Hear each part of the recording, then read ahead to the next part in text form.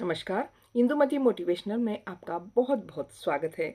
आप देख रहे हैं महाभारत के अनकहे अनसुने प्रसंगों को एपिसोड के रूप में। पिछले वीडियो में आपने सुना होगा कि बूढ़े और अंधे धृतराष्ट्र की स्थिति युद्ध का वर्णन सुनने के लिए कैसे अस्वस्थ हो गई है। उनको नींद नहीं आ रही है, उनके कोई मित्र भी नहीं है कि अपनी भावनाएं उनके सामने पेश करे। राजभवन में दासियों के सिवा कोई नहीं है, सब के सब युद्ध भूमि की ओर चले गए हैं। यहाँ तक उनकी पत्नियां, धृतराष्ट्र की बहुएं भी अपने अपने पतियों की सेवा करने युद्ध क्षेत्र चली गई हैं। कितनी बार धृतराष्ट्र ने विदुर को बुलावा भेजा, वह भी नहीं आ रहे थे, क्योंकि कितनी बार धृतराष्ट्र ने उनको कठोर और कड़वी बातें कही थी। विदुर का मन भी उनसे बहुत ही रुष्ट हो गया था। विदुर ने कई बार कहा था कि कुंती के पुत्र बहुत वीर है। इस बात को याद करके भी धृतराष्ट्र और बेचैन हो रहे थे। धृतराष्ट्र की नींद अब पूरी तरह से गायब हो गई थी।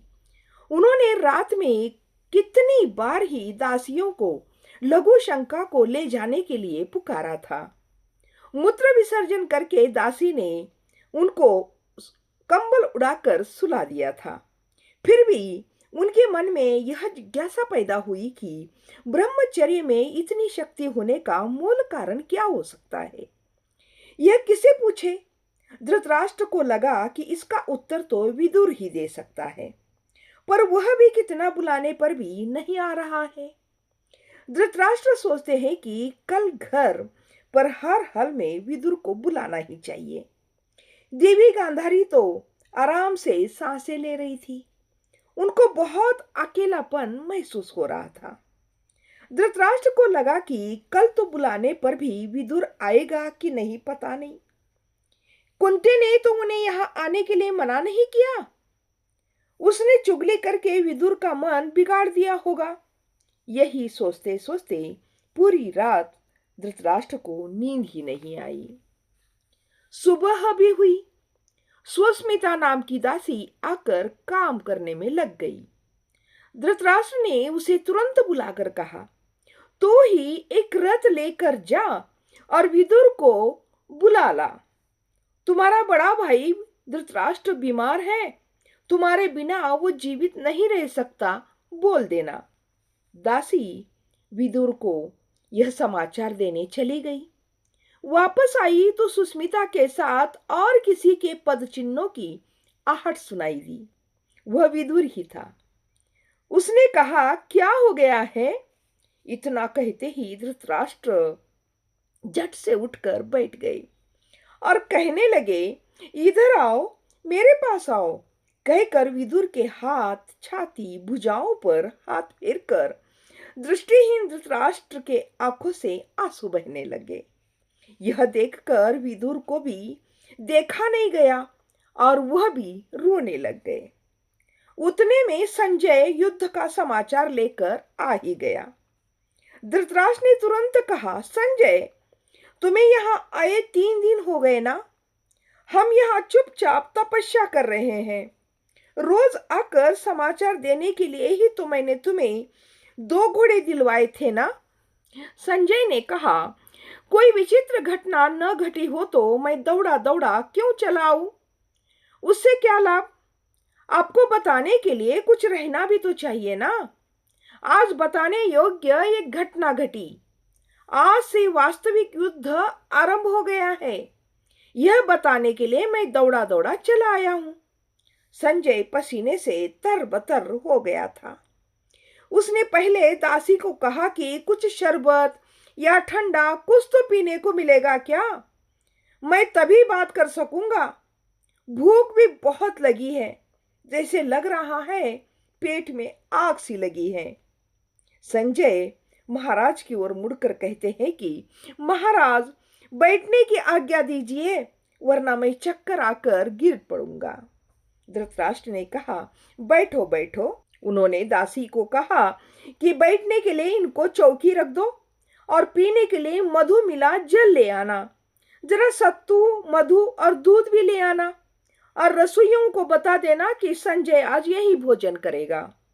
धृतराष्ट्र को रहा नहीं जा रहा था।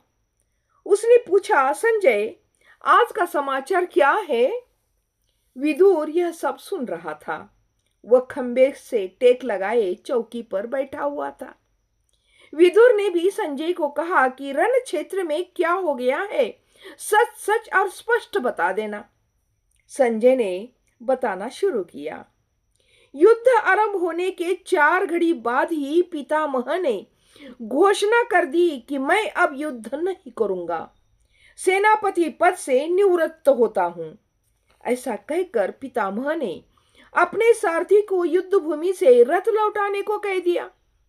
वे वहां से सीधे अपने शिविर में भी नहीं गए। वहां गए युद्ध क्षेत्र के सीधे पीछे, जहां युद्ध की चीख पुकार नहीं थी और घोड़े, हाथियों और सैनिकों के सिवा वह कोई दुर्गंध भी नहीं थी। ऐसे जगह में बहुत दूर चले गए, जाकर एक सरोवर के पास बैठ गए। अब उन्होंने वही प्राण त्याग करने का निश्चय कर लिया है। पितामह को वहां से निकलते देख कर्ण भागकर सेना के बीच घुसकर युद्ध करना आरंभ कर देता है। संजय कहता है कि यह समाचार आपको देना आवश्यक था, इसीलिए मैं भागते भागते आ गया। विदुर ने पूछा, उनको ऐसा करने का कारण क्या था? धृतराष्ट्र का विश्वास था कि अखंड पौरुष्य के प्रतीक अखंड ब्रह्मचारी ताऊ जी क्या युद्ध समाप्त कर देंगे?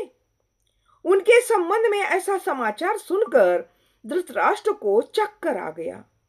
गांधारी भी यह सब सुन रही थी। संजय आगे कहता है कि मैंने पहले कहा था ना कि शत्रु पक्ष के समाचार प्राप्त करने के लिए गुप्तचर रखे हुए हैं। उन्होंने कहा कि पांडवों ने निर्णय लिया है कि सीधे भीष्म पितामह पर वार नहीं करेंगे। उन पर टूट पड़ने का, उन्हें मार डालने का पांडवों का बिल्कुल भी विचार नहीं था, क्योंकि उनका कहना था कि पितामह ने उन्हें पाल पोस कर बड़ा किया है। वे कह रहे हैं कि ऐसे वृद्ध को मारने का क्या अर्थ? युद्ध में यह सब नहीं चलता है।